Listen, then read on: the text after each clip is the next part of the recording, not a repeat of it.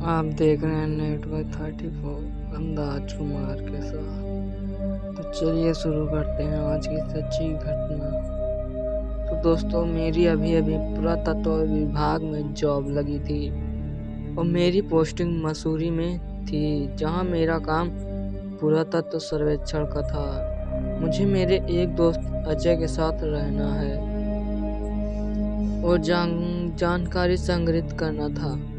जहां हमारा काम था रात के 9 बजे से लेकर सुबह के 6 बजे तक पुरातत्व के साथ पैरानॉर्मल एक्टिविटी का पता लगाना था। हमारे टेंट भी वहां लगा दिए गए थे और उस वक्त वहां बहुत ठंड पड़ रही थी। इस वक्त मैं पूरी रात जागकर काम करना बहुत मुश्किल था।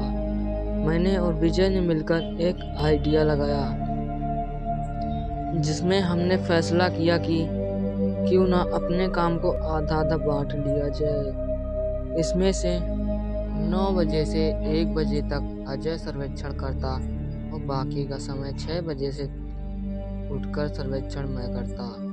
इसमें हम दोनों एक एक करके सो भी लेते और जागकर रखवाली भी कर लेते।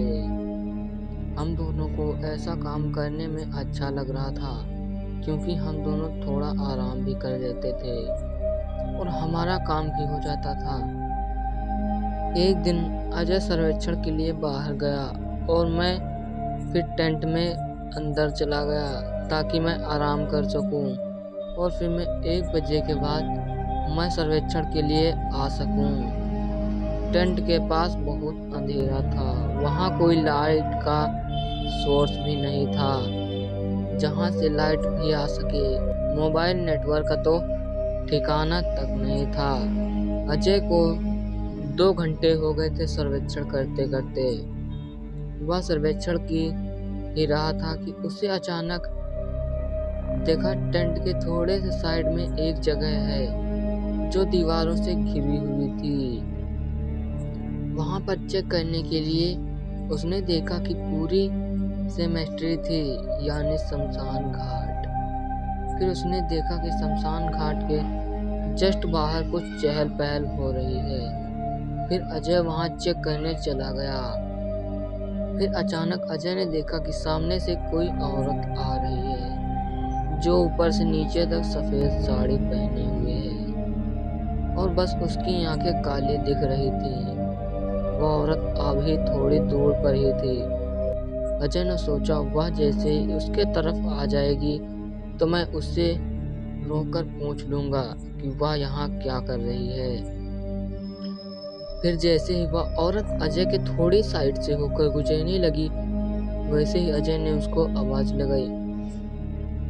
वह औरत अपना मुंह सीधा करके चली जा रही थी, पर जैसे ही अजय ने आवाज लगाई, वैसे ही औरत ने अजय की तरफ मुड़कर देखा और जैसे ही उस औरत ने अजय की तरफ निगाहें घुमाई, अजय वहीं पर रुक गया। अजय का उस औरत का चेहरा पास से आने पर बहुत ज्यादा विकराल दिखने लगा था, जो कि दूर से दिख नहीं रहा था। अब वह औरत उसे घूरे जा रही थी और अजय उसका चेहरा देखकर डर गया था।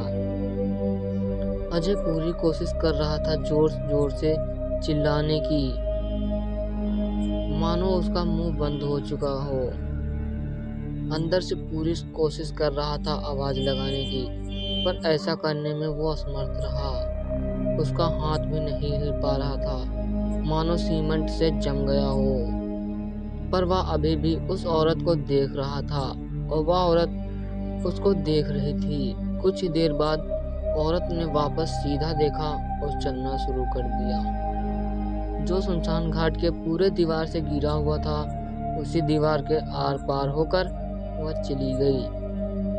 अजय ने पूरी हिम्मत लगाई, जोरों से भागते हुए टेंट के अंदर गया और मुझको जगाया। मैंने उसकी डरी हुई आंखें देखकर पूछा कि क्या हुआ। अजय ने मुझे सारी बात बताई और मैं जोर जोर से हंसने लगा, क्योंकि मैं उनकी बातों पर विश्वास नहीं कर रहा था। ऐसी सफेद देखने वाली भूत प्रेत की कहानी मैंने बहुत बार टीवी और कहानियों से सुना है होगा, पर मैंने देखा कि अजय इतना डर चुका था कि वह डर से कांपने लगा था। मैंने कहा, ठीक है, तुम टेंट के अंदर ही रुको और आराम करो, मैं बाहर जाकर सर्वेक्षण करता हूँ। वैसे मेरा मन तो नहीं था अजय की अकेले छोड़कर जाने का, लेकिन मुझे एक बार वहां जाकर देखना था, क्या सच में ऐसा कुछ है। मैं उसी शमशान घाट के अंदर घुस गया। 1 घंटा हो गया, अभी भी कुछ नहीं था। मैं समझ गया कि अजय का कोई वहम है। फिर मैं अभी बाहर जाने ही वाला था, तभी देखा कि दीवार से एक औरत निकल के आ रही है। बस मुझे इतना ही देखना बाकी था। फिर मैं समझ गया था कि यह सब कुछ सच होता है, लेकिन इस समय अजय वाली गलती नहीं दोहराई। मैंने उसे नहीं पुकारा। मैंने उसे देखते ही अपनी आंखें बंद कर ली और उसके चले जाने का इंतजार किया। कुछ देर बाद जब मैंने आंखें खोली तो मैंने देखा कि वह औरत वहां से जा चुकी थी। मैं सट से वहां से बाहर निकलकर भाग गया। दोस्तों, हमारे पुरातत्व सर्वेक्षण बहुत ज़्यादा बहादुर होते हैं, पर ऐसी शक्तियों का सामना एक मामूली इंसान तो बिल्कुल नहीं कर सकता। इसी के साथ हमारी कहानी यही खत्म होती है और लौटेंगे एक और जल्दी सच्ची घटना के साथ। तब तक के धन्यवाद एंड टेक केयर।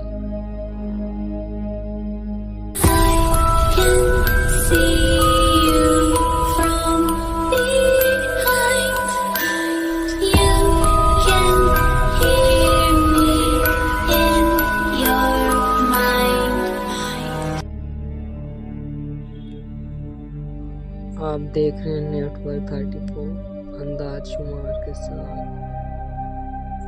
तो चलिए शुरू करते हैं आज की ये कहानी। दोस्तों, आज की ये कहानी मैं अमन की सुनाने जा रहा हूँ। अमन का घर मेघालय के एक पहाड़ में था। आप जानते हैं कि मेघालय पहाड़ों और जंगलों से भरी हुई है। मैं वहीं के एक गांव में रहता था। एक बात, जब मैं बीए का स्टूडेंट हुआ करता था, एक दिन मैंने और मेरे दोस्तों ने मिलकर कहीं घूमने का प्लान बनाया, क्योंकि खाली बैठे बैठे हम बोर हो चुके थे।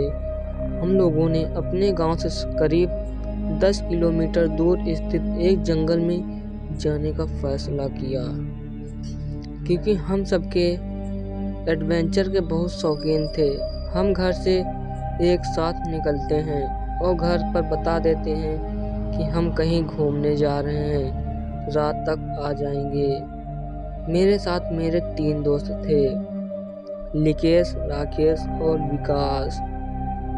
हम करीब 4 बजे जंगल तक पहुंच जाते हैं। दिन के उजाले में भी पेड़ों की वजह से बहुत घना अंधेरा था। उस समय हम उस जंगल में चलते गए और हमें अंदर तक पुराना सा मंदिर दिखाई देता है। हम उस मंदिर के पास रुक जाते हैं। मंदिर एक बहुत ही पुरानी मूर्ति थी। हम अंदर गए, हमने वहां प्रदर्शन किया, लेकिन वहां पर कोई इंसान नहीं था। वहीं बाहर बैठकर हम बातें करने लगे। बात करते करते हमें यह भी नहीं पता चला कि कब शाम के लगभग 7:30 बज चुके थे। जंगल में अंधेरा अपनी चरम सीमा पर पहुंच चुका था। लिकेश ने अपना फोन निकाला और उसकी टॉर्च जलाई। हम जैसे ही मंदिर से बाहर निकले, अचानक से जोर जोर से बहुत तेज हवा चलने लगी। हवा ऐसी चल रही थी कि जैसे आंधी चल रही हो। थोड़ी देर बाद पानी भी बरसने लगा। हमने वही मंदिर में थोड़ी देर रुकने का फैसला किया। हमने सोचा आज तो घर पर माँ जमकर डांट पड़ने वाली है। उस सुनसान जंगल में कोई भी नजर नहीं आ रहा था, केवल जानवरों और सिवारों के चिल्लाने की आवाज ही थी। लगभग 1 घंटे बाद बरसात थोड़ी कम होती है और हम वहां से निकलने का फैसला करते हैं। रात के करीब 8:30 बज चुके थे।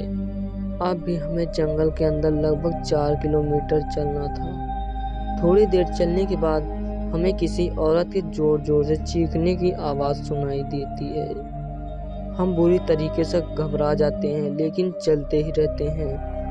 और चलते चलते हमें पता चलता है कि विकास पीछे ही छूट गया है। जब हम पलट कर देखते हैं तो वहाँ पर विकास हमारे साथ नहीं रहता है।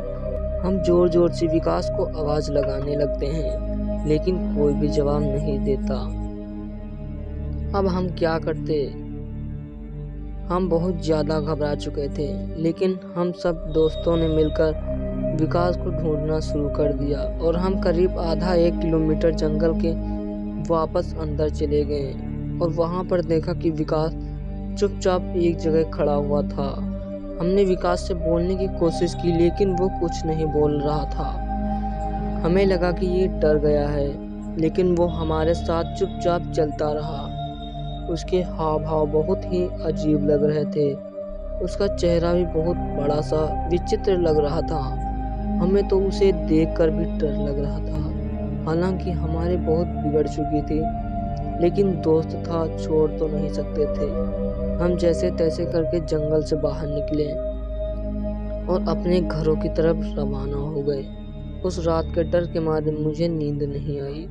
अगले दिन जब मैं सुबह कॉलेज गया तो पता चला कि विकास कॉलेज नहीं आया है। जब मैंने उसके बारे में जानकारी इकट्ठा की, पूछा कई दोस्तों से, तो मुझे पता चला कि विकास की मौत हो चुकी है।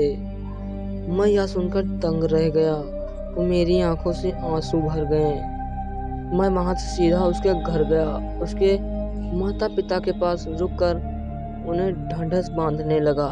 जब मैंने उनसे विकास की मौत का कारण पूछा तो उन्होंने बताया कि रात को जब वो घर आया था तो उसे बहुत तेज बुखार था और उसका शरीर लोहे की तरह जल रहा था। और जब हम लोग उसे अस्पताल ले जा रहे थे तो रास्ते में उसकी मौत हो जाती है। जब मैंने बात सुनी तो मुझे सारा माजरा समझ आया, लेकिन मुझे कुछ मेरी भी हालत डर के नाते ज्यादा ही खराब थी।